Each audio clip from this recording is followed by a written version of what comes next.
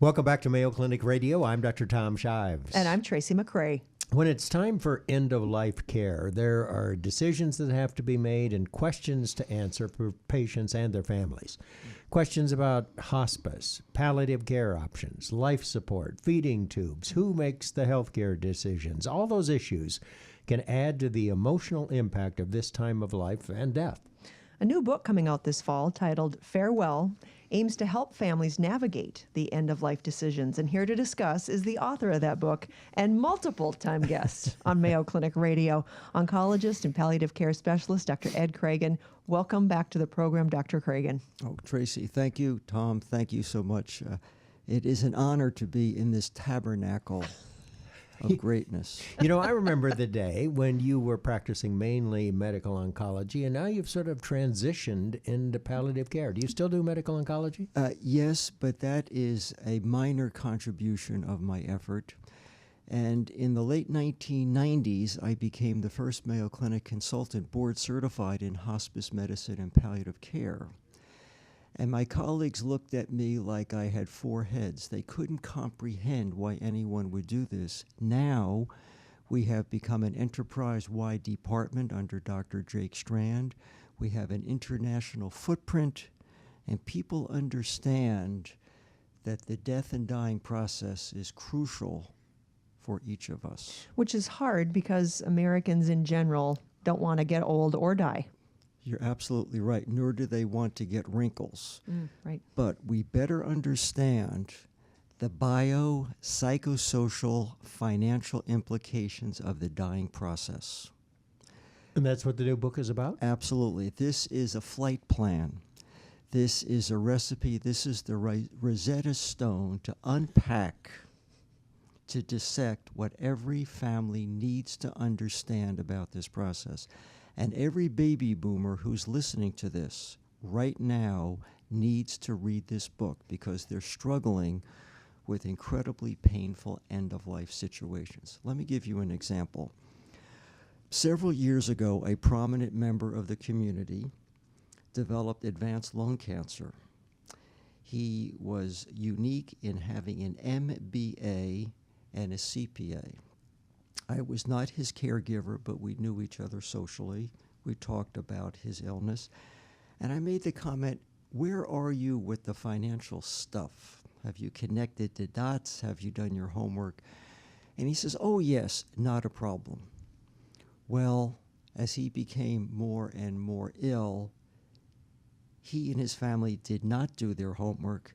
He died, and it was a nightmare. Just look at the situation about Prince, the entertainer. Look at Michael Jackson, what happened. And I am convinced that no one in general has the appropriate will or estate planning. And upon their death, it is a tsunami of misery and suffering, especially today when the American family is fractionated, split families, adult stepchildren who don't even know each other. And it becomes a nightmare if it's not appropriately addressed, as we do in this book. Now, when's the book coming out? This will come out most likely the second week in September, and this will be our sixth book, and it really focuses on what patients and families really need to understand about the healthcare system. Well, there has to be lots of books written about the legal, what you just spoke about, the legal stuff that needs to be taken care of so that families don't devolve into chaos. But you said the biological, psychosocial, what was that list again? The psychosocial, spiritual, as well as the financial implications.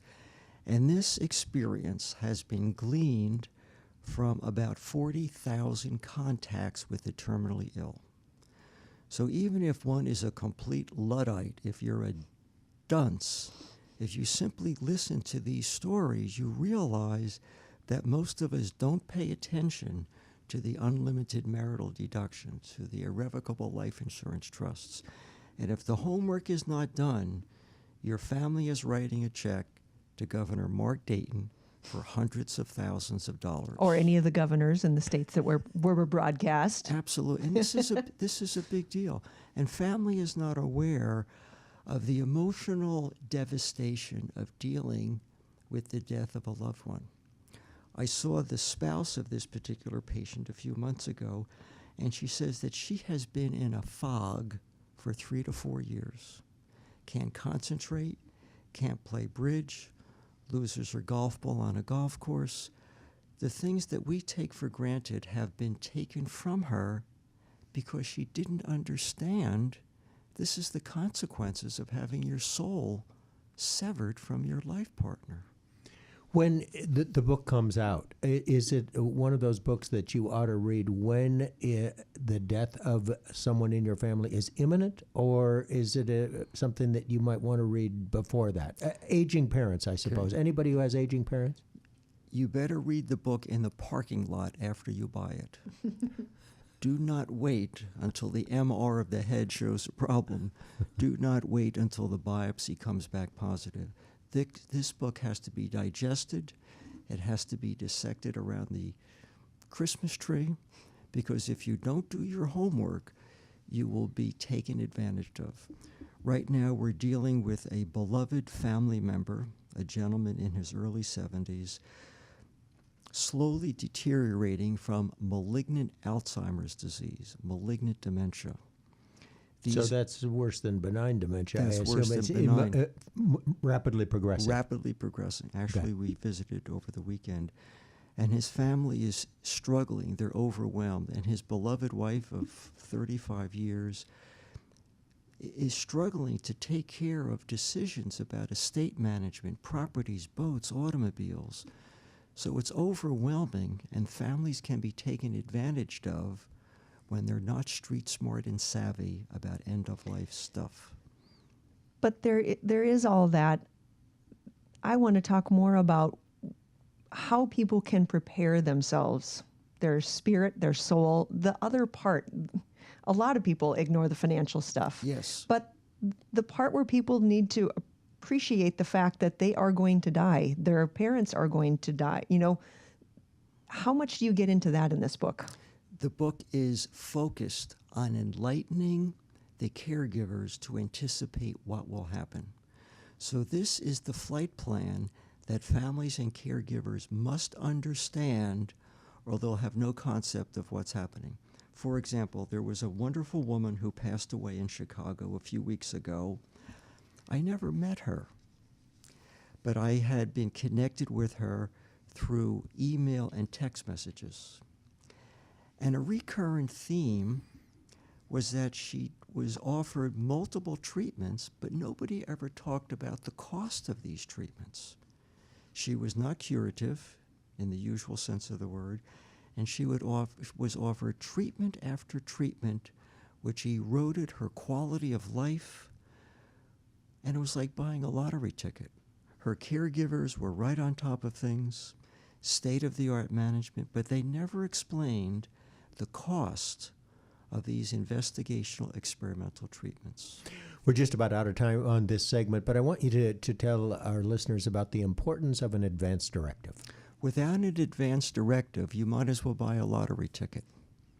With the advance directive, it's 2 parts. Number 1, who will speak for us if we cannot speak for ourselves? And secondly, what aggressive level of management do we want? My wife Peggy and I go over this every year so that there's no misunderstandings. And if either of us are in a situation which is not fixable and not curable, we want comfort measures only. We do not want dialysis, multiple subspecialists. We do not want to be on a respirator. That's not a good way to spend your last several hours on this planet. The woman that you just talked about, did she have an advance directive, or maybe it wasn't complete enough? It was inadequate. Nobody thinks about these things until the 11th hour, when they simply are not effective.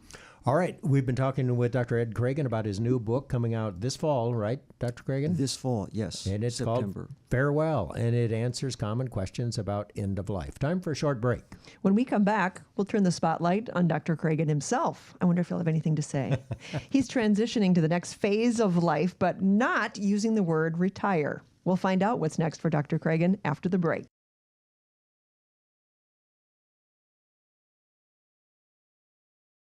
Welcome back to Mayo Clinic Radio. I'm Dr. Tom Shives. And I'm Tracy McCrae. We are talking with medical oncologist and palliative care specialist Dr. Ed Creagan, and he's got a book coming out called Farewell about end-of-life issues, and it's coming out in the fall. But right now, we want to talk about you, Dr. Ed Creagan, as you transition into retirement. I think that's correct. But if you had it to do all over again, would you do it? Oh, do it absolutely. the same way? I wouldn't change anything. Really? No regrets, no looking back. I won the lottery. I got the brass ring. I've been blessed that way. And you've been here how long? 41 winters. What have you learned in 41 winters? And I don't even know if it's a medical question, but what have you learned? I have learned that the future belongs to the fit, the future belongs to the focused, and there must be an element somehow of helping people either directly or indirectly. We're not making snow tires here. We're not selling toasters. And to touch someone's life surgically, emotionally, medication-wise is an absolute gift. But we need to understand that in the early 1900s, the average life expectancy was 45. Today, for those of us in southeast Minnesota who are privileged to have medical care, for most of us, unless we do something wacko, we're going to make it into the 90s. If we've made it this far. If we've made it this far. Right. If a couple is together and they're alive in their 60s, the odds are overwhelmingly good they're going to make it into their 90s. Most of us will spend more years beyond Mayo than active years having worked in the foundation.